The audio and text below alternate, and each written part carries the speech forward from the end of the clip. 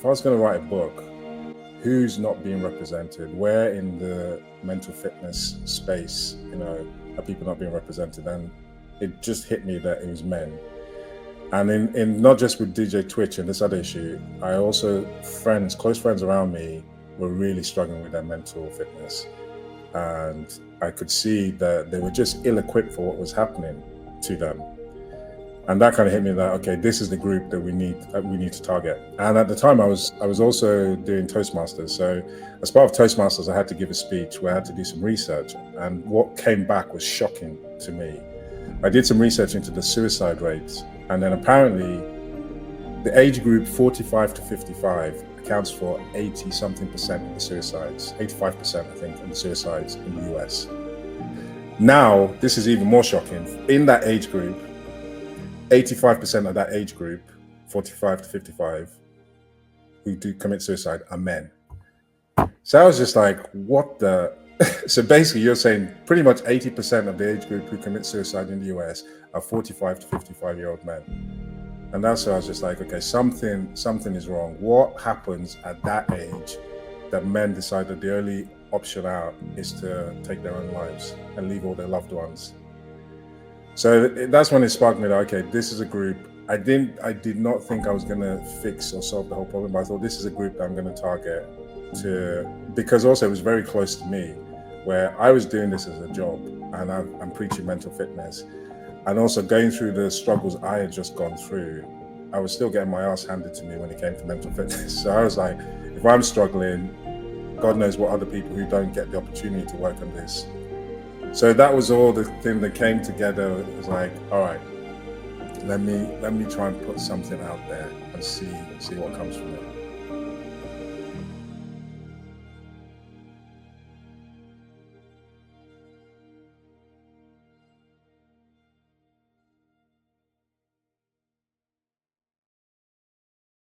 Are you ready to dive deep into meaningful discussions, explore personal stories, and gain practical insights that can transform your approach to mental fitness? Well, you're in the right place. Welcome to the Real Talk Mental Fitness Podcast, where open conversation and authentic connections come together to empower your mental well-being. I'm your host, Chinazom, and I'm so excited to have you here with us today. Hello, everyone. I hope your day is going well so far. I'm taking over Real Talk again, lucky me. And today, a bit of a trend. Exactly. And today, I'm really just shouting out from the rooftops in celebration of this incredible book, Real Talk, A New Approach to Men's Mental Fitness, written by Chinazom Nwabueze, your one and only. And it is 1 year. Wow. It's the 1 year anniversary. It's been a year since this book was released out into the world and earned its bestseller status. And that's just incredible. Let's just take a moment just to celebrate that. Because thank you. It's one thing to have an idea. It's even another thing to start taking action towards building it out, framing it out, something completely different to release it out into the world where it takes on a life of its own, right? And folks start to own it and iterate on it and adapt it for their own specific needs. And that's what your readers have had a chance to do. Your clients have had a chance to do. Many of your clients have read this book from cover to cover many times over. I love when you tell me, just anecdotally, that a client quoted your book to you yet again in a session. It still freaks me out, though. It still freaks me out when they do that. I'm like, what? With so much zeal and clarity and inspiration, right? So this is what this book is. It's an incredible resource, incredible storytelling. And I'm so glad that we get to go behind the scenes and hear a bit more about how this came to be. Thank you for this opportunity. Thank you for this opportunity to get me to reflect. I can't believe it's 1 year, and I'm so excited to jump into this conversation. Let's see where it's going to go. All right. So I'm going to kick off with the very beginning. What was your hope in writing this book? Wow. I'm going back now. Let me picture it's probably 18 months, or it may be even more. It might be more than that. Actually, no, it was longer than that because it was probably around 2020, 2021. And I was sitting with you, and we came on the news that that famous DJ Twitch, had just committed suicide.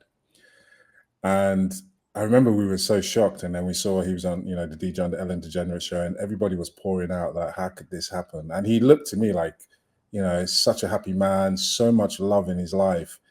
And you're just like, what? Why? Why did you take your life? What could possibly have caused you to take your life? And I was sitting there, and it really hit me hard because I remember another situation back in the UK. There was a soccer player. He was a great soccer player, and he became a coach, and he was a successful coach. He was managing the Welsh national team. Again, just like that, just committed suicide. And this one was so painful because he left a beautiful young family, and nobody could understand what was going on. So this kept like staying in my head. And then this was around the time when you were pregnant, and I was working with a coach, and I was doing some deep reflecting. And I realized, for me, coaching worked. And I was like, I know this works, and I've got to put it in a format so I can share it with everybody that it works. So I thought, okay, if I was going to write a book, who's not being represented? Where in the mental fitness space, are people not being represented? And it just hit me that it was men. And in not just with DJ Twitch and this other issue, I also close friends around me were really struggling with their mental fitness. And I could see that they were just ill-equipped for what was happening to them.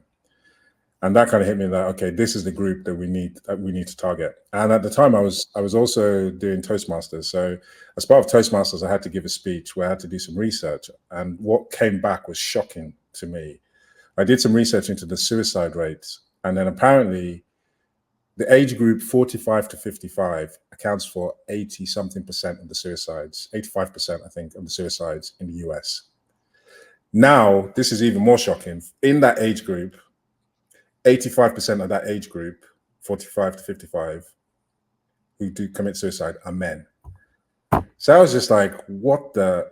So basically, you're saying pretty much 80% of the age group who commit suicide in the US are 45 to 55-year-old men. And that's why I was just like, okay, something is wrong. What happens at that age that men decide that the only option out is to take their own lives and leave all their loved ones? So that's when it sparked me that, okay, this is a group. I did not think I was going to fix or solve the whole problem, but I thought this is a group that I'm going to target because also it was very close to me, where I was doing this as a job, and I'm preaching mental fitness. And also going through the struggles I had just gone through, I was still getting my ass handed to me when it came to mental fitness. So I was like, if I'm struggling, God knows what other people who don't get the opportunity to work on this. So that was all the thing that came together. It was like, all right, let me try and put something out there and see what comes from it. That's incredible. I mean, those statistics are really mind-bending. And I mean, I can't even wrap my head around it. Yeah. Just the volume of men in that age range, 45 to 55, that have just lost their sense of hope and are at severe suicide risk. So what a backdrop to have, and an inspiration to have as you started to put this together. So tell us a little bit more about that demographic. Like, you're speaking to them in your book. Where are they in their lives potentially? What are some of the things that might be popping up for them that are actually a mental fitness crisis? I think that's what I was trying to capture in my book. I was specifically trying to think, okay, the people in my age range, if I was talking to them, how would I put this to get them to read it? And that's why the book is so small as well. I was like, if they're going to read this book, I've got to make it so that there is a legitimate chance that they might actually pick it up and read.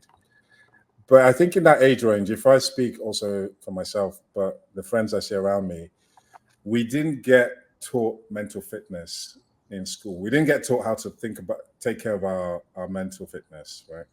And we don't even understand emotions and the different ranges of emotions and how to express those emotions. So as you're going through life and you're trying to live up to everything that society tells you should do, you're getting hit constantly. You should be this, you should take care of that, and none of that is being expressed.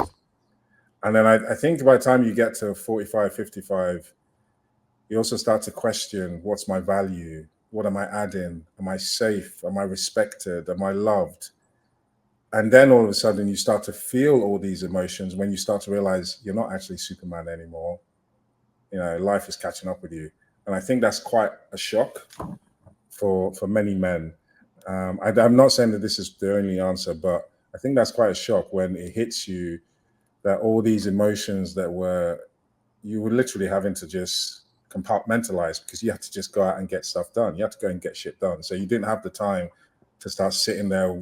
How do I feel about this? And what does it mean? Let's go out, get it done. Then now all of a sudden there's nowhere to run. And you have to start, I call it opening Pandora's box. And if you've been going through your life and you haven't opened up, but it can be overwhelming. It can literally, you don't even know where to start. Plus, you don't even have the tools, how to feel these range of emotion, who to talk. The biggest thing is like when you're doing this, you need to talk to people. And the problem with men is like we say, oh, men don't talk. It's like sometimes we don't even know how to. We have not used that muscle at all. And then all of a sudden you want us to start expressing our deepest, darkest feelings and don't even know where to start. So that's really interesting. It's like what I'm aware of and hearing you answer that question is the very skill that many men master to navigate life and thrive, which is compartmentalizing, could be the thing that actually makes it harder for men to tap into their emotions and express them. Is that what you're saying? I never thought of it until you put in that words, but yes, in a way, yes, because we're really good at shit can be happening, everything's falling down, but we're really good at, okay, this is what's important. This is what needs to get done. And that's amazing for getting through that situation and sorting out. But afterwards, well, while we were sorting out and holding everything out apart, there was emotions happening inside of us. There was fears, there was worries, there was, oh my God, did that really happen? And unfortunately, the muscle of processing and shouting and crying and letting it out and going to talk to all your friends and however you get that out of your system, I'm not sure a lot of us, well, I'm pretty sure, I'm speaking for myself, we were not taught how to use it. As society, our friendship circles and things like that does not make it, it's not conducive for using that range of emotions. So it's almost there. It's almost like the tool that makes us successful also hinders us in another way.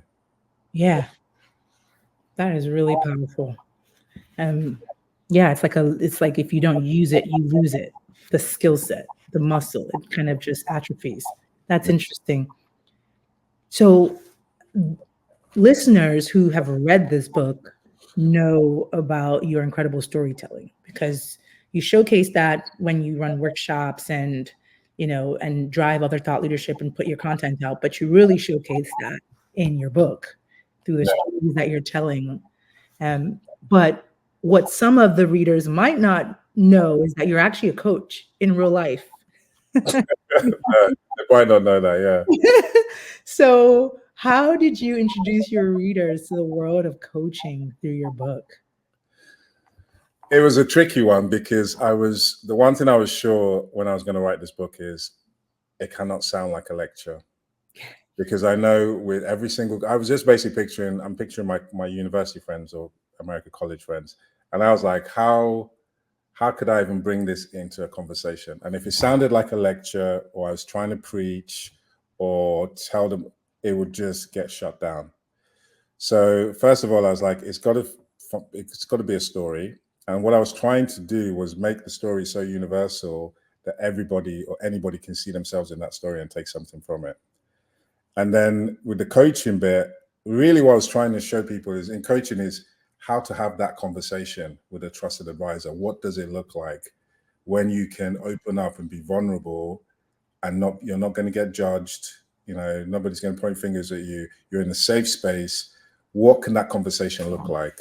And that's all I was trying to just give people a glimpse in that.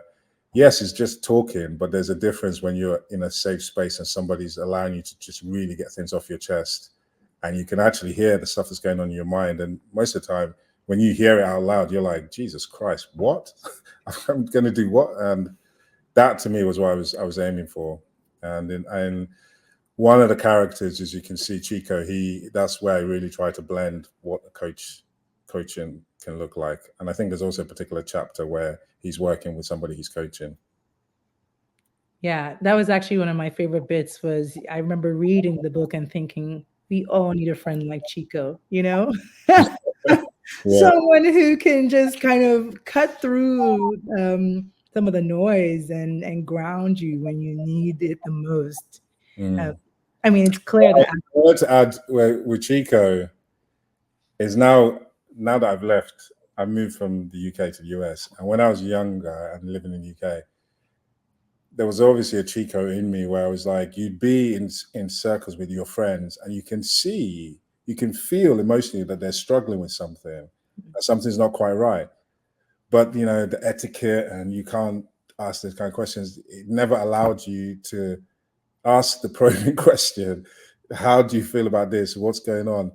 So I think Chico was always there in me, that I love when you just said, cut through the noise and just tell, like, literally, what's going on? How do you feel? Tell me more. And that's where I'm trying to get to, is especially people when they're in their friendship circles, to be able to just cut through the noise, cut through the etiquette of, oh, that you shouldn't go there. It's like, if you care about that person, ask the question. I love that. I love that point. And actually, I'm going to come back to that point about friendship circles. But at this point in the conversation, I do want to keep talking about the coaching a bit, because for some of your listeners, that might have been the first time that they've seen elements of coaching, play out in that way, right? Where they're almost like these third-party observers watching these conversations. And I know that you believe coaching is really impactful. Obviously, you wouldn't devote yourself to that as your life work if you didn't. Yeah. But for your listeners that may not have experienced coaching before, or have even had a bad experience, what types of objections did you try to address with the coaching that you kind of showcased in your book? Objections. Well, a lot of the objections is where people start with, coaching's not for me. I'm this job, or I'm that job, or whatever the reason. And I think where in some of the conversations where I was trying to show is that we're all human beings and we're all struggling. We're all struggling with mental fitness, whether you're a coach or you're not a coach or whoever you are. So I was trying to show that coaching is for everybody. You owe it to yourself to work on what I call your mental fitness. You have your mental fitness now, you're performing in your family, wherever. So you owe it in yourself to find a way to find trusted advisors where you're checking into, and you're having a sounding board and you're talking. So that was the first one, is coaching is for everybody. The other one was kind of the objection of, oh, I use a therapist. I was like, that's great that you use a therapist. But I wanted to also show the distinction is you should use a therapist and you should also use a coach, because a coach is more about, okay, you have this vision of success and you want to get somewhere. So a coach is really going to hold space and challenge you and ask you questions of like, tell me how you'd be behaving. Tell me what mindsets you'd be showing up, and hold you accountable till you get to that vision, till that vision becomes real. So the two can always go hand in hand. And then the biggest objection is always, this one always annoys me, is I'm too busy. I'm too busy. Let me just get through this. And then and it's like, no, that's the worst thing, because by the time you get through that and you're not working with a coach, by the time you get through it, there's usually dead bodies all over the place. So I'm always trying to be like, work with a coach even while you're busy, because just think about it. If you're working with a coach, just think how much better you would be if you had that sounding board. You're getting that, you're having somewhere to think through your thoughts and share what's really going on and sort through your fears and actually get some more motivation. Just think how amazing you'd be. Whereas when you just grit and push through, yes, you get through, but at what cost?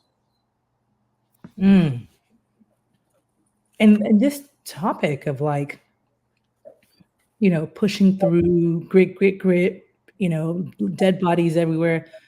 I mean, you say it with some lightness, which is incredible, but it's quite a deep topic, right? And it's quite broad. Like it's how we navigate the challenges that life throws our way. Mm.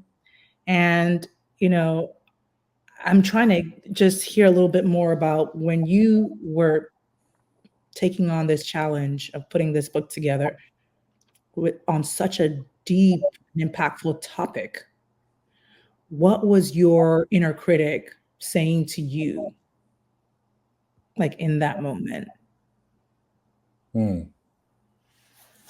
Well, my inner critic was telling me when I looked at the stats, they were like, "How do you think that your little book is going to have any make any impact on this? You think you're going to solve the world and stop all the suicide rates and things like that?"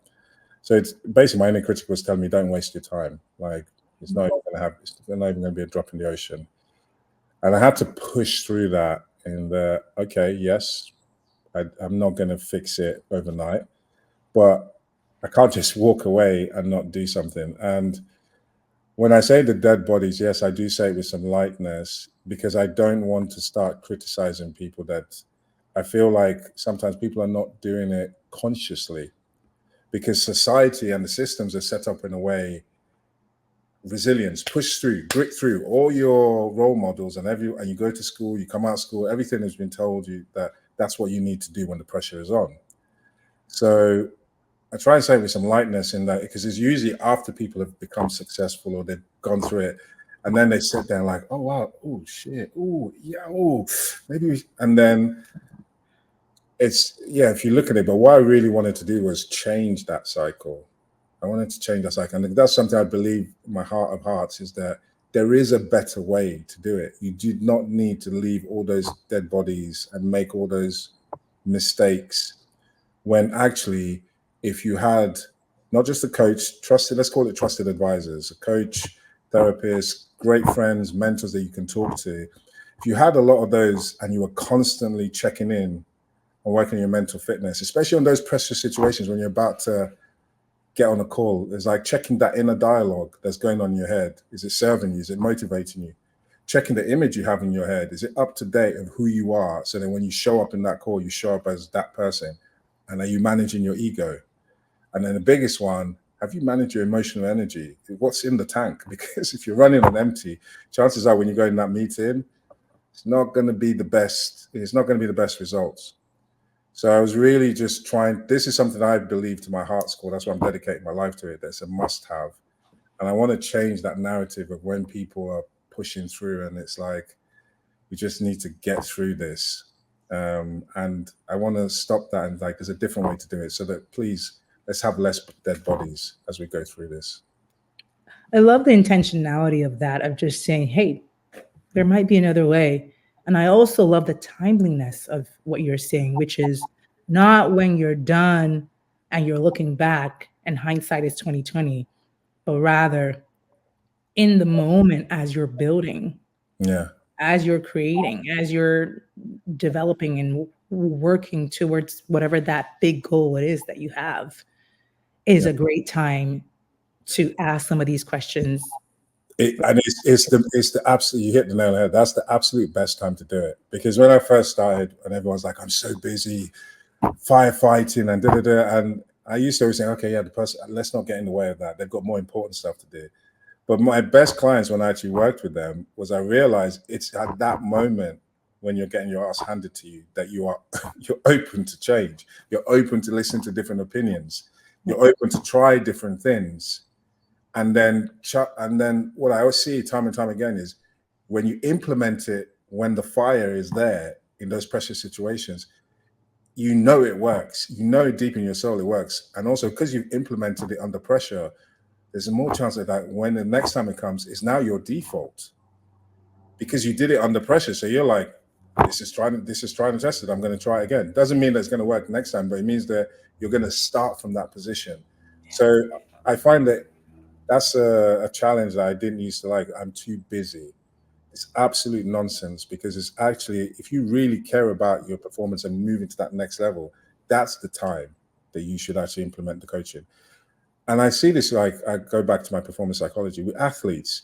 You'll never see an athlete who's about to go to the summit of their performance, either the Olympic final or a heavyweight boxing match, or they've just signed, they're about to play in the Champions League final. You will never see an athlete who will be like, okay, that's the time, I'm not gonna listen to my trusted advisors.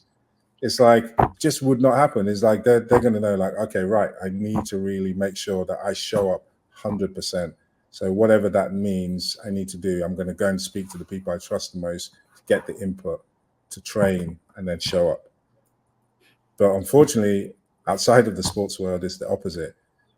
It's like, no, this is time for me to knuckle down, get down, and just focus and get through this and implement what I know is the right thing to do.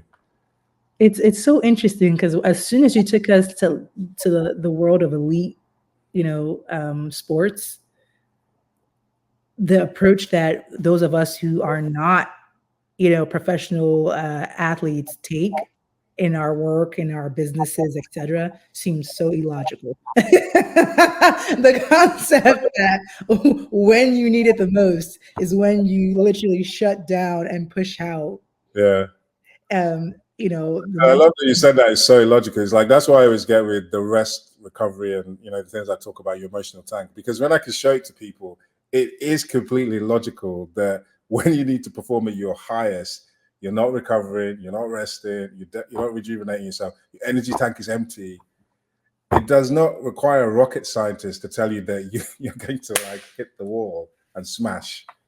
And yeah, I just want to show people that illogical thing of what they're doing, and please, let's change it. Let's do it a different way. Athletes are doing it, so let's. I think they kind of they know what they're talking about, seeing as how much they push and pull their body to bits. So if they're doing it, why the hell are we not doing it?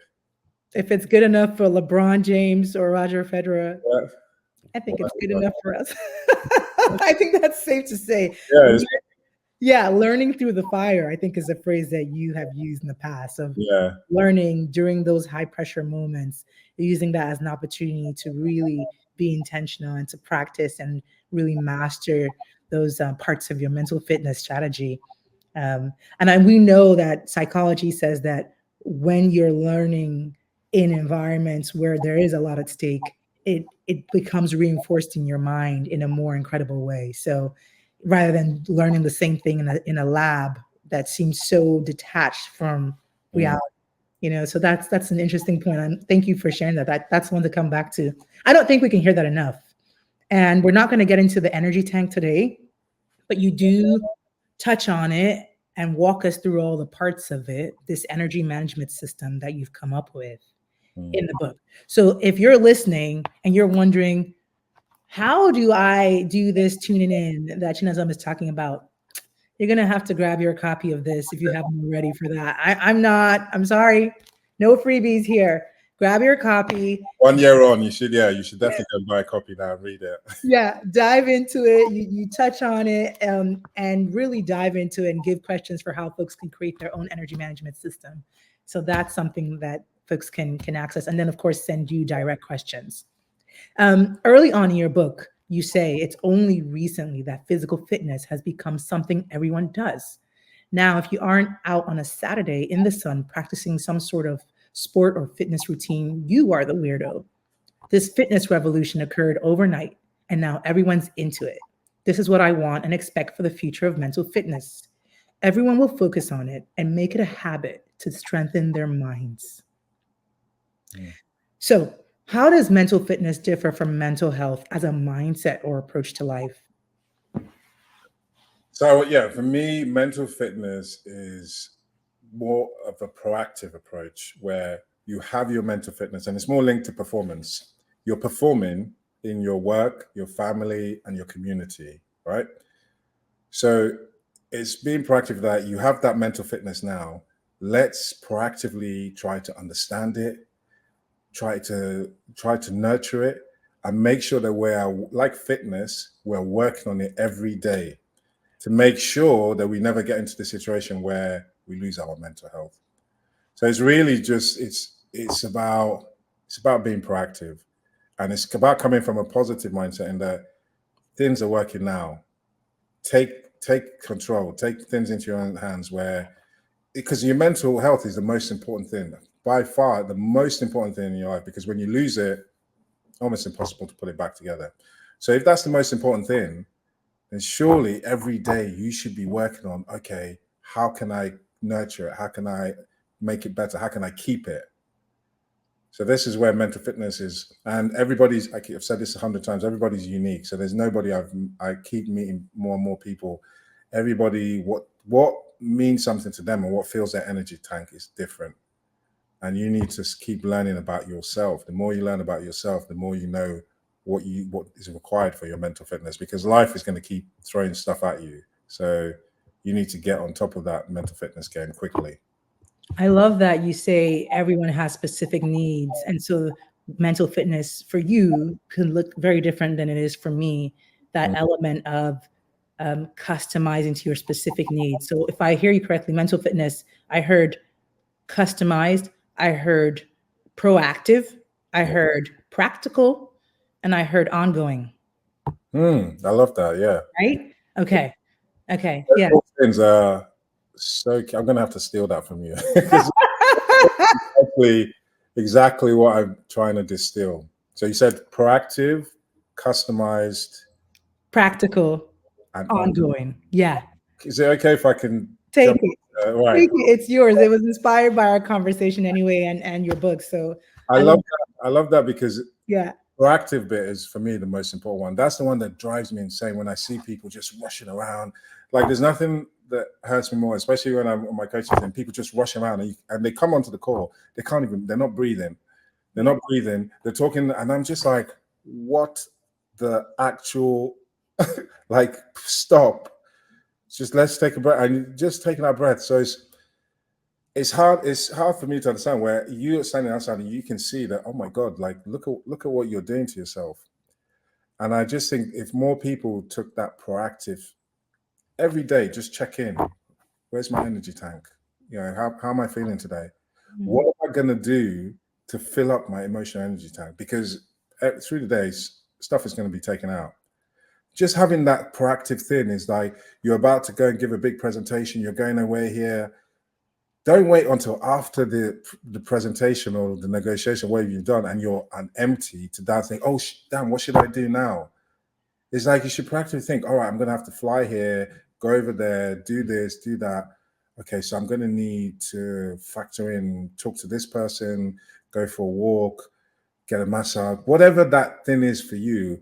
You need to keep practically thinking about it so that you never get to that stage where you are nearly about to hit that wall. You're always practically 2-3 steps ahead and thinking, okay, have I taken care of myself?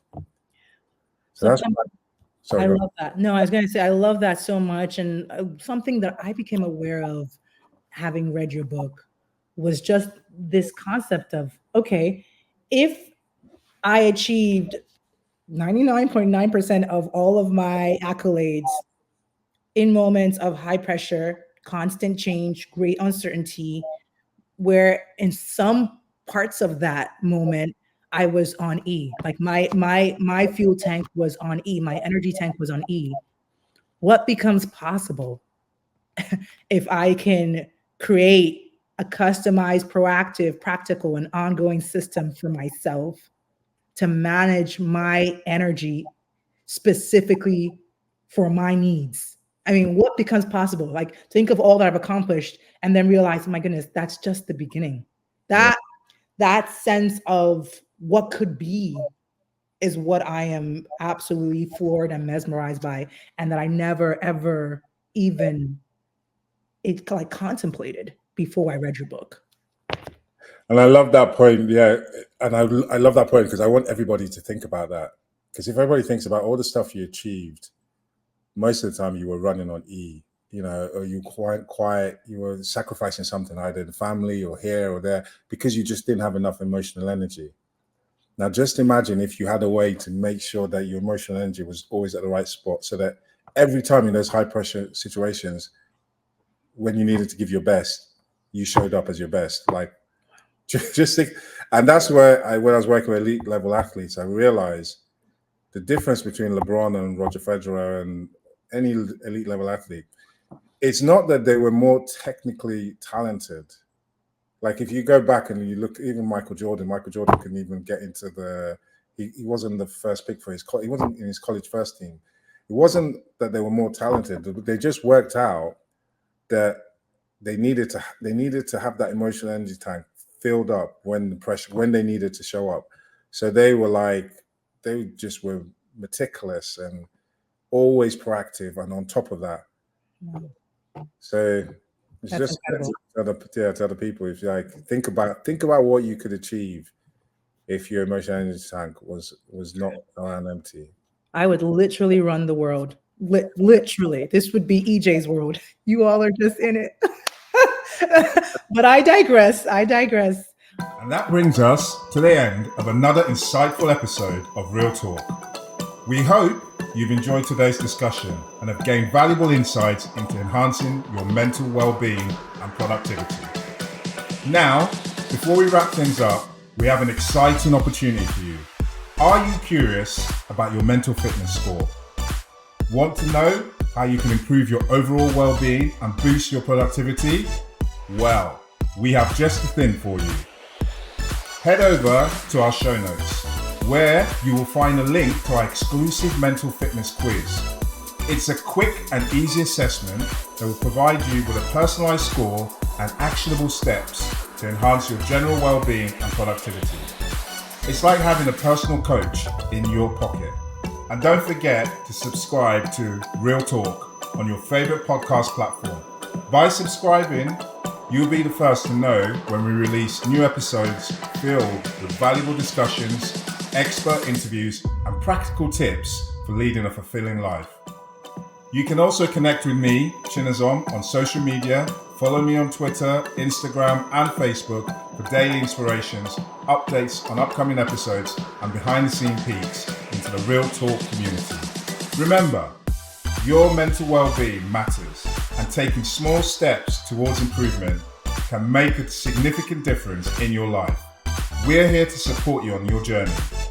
Thank you for tuning in today, and a special thank you to all our listeners who have joined us on this incredible podcasting adventure.